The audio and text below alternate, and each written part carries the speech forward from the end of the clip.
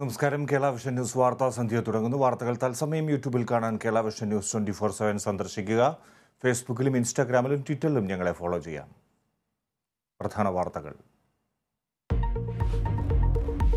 ബ്രഹ്മപുരം മാലിന്യ പ്ലാന്റിലെ തീയണയ്ക്കാനുള്ള ശ്രമം തുടരുന്നു. വിഷപ്പുക കൊച്ചിയുടെ കൂടുതൽ ഭാഗങ്ങളിലേക്ക്. മേഖലയിലെ വിദ്യാഭ്യാസ സ്ഥാപനങ്ങൾക്ക് നാളെ അവധി. പ്ലാന്റിലേക്ക് എത്തിയ മാലിന്യ ലോറികൾ തടഞ്ഞ് നാട്ടുകാർ. കോഴിക്കോട് ഞെളിയപ്പറമ്പ് മാലിന്യ സംഭരണ കേന്ദ്രത്തിൽ തീപിടുത്തം. കോടതിയലക്ഷ്യ കേസിൽ പാകിസ്ഥാൻ മുൻ പ്രധാനമന്ത്രി ഇമ്രാൻഖാന്റെ അറസ്റ്റിനൊരുങ്ങി പോലീസ്. അറസ്റ്റ് അനുവദിക്കില്ലെന്ന അനുയായികൾ. ലാഹോറിൽ സംഘർഷാവസ്ഥ. പോലീസ് നടപടി പ്രധാനമന്ത്രിയായിരിക്കെ ലഭിച്ച പാരിതോഷികങ്ങൾ വിറ്റെന്ന കേസിൽ.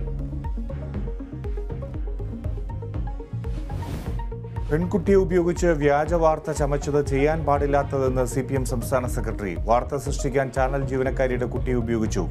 പ്രതിഷേധത്തെക്കുറിച്ച് പറയുമ്പോൾ എന്തിനായിരുന്നു പ്രതിഷേധമെന്ന് പറയണമെന്നും MV ഗോവിന്ദൻ. ഏഷ്യാനെറ്റ് ന്യൂസിന്റെ കോഴിക്കോട് ഓഫീസിൽ ക്രൈംബ്രാഞ്ച് പരിശോധന.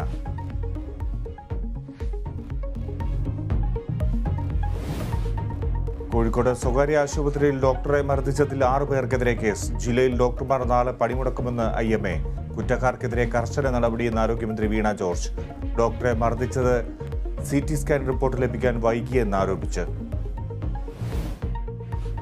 കേന്ദ്ര ഏജൻസികളെ ഉപയോഗിച്ച് വേട്ടയാടുന്നുവെന്ന് പ്രതിപക്ഷ പാർട്ടികൾ. പ്രധാനമന്ത്രിക്ക് കത്തയച്ച് BJP ഇതര മുഖ്യമന്ത്രിമാരും നേതാക്കളും.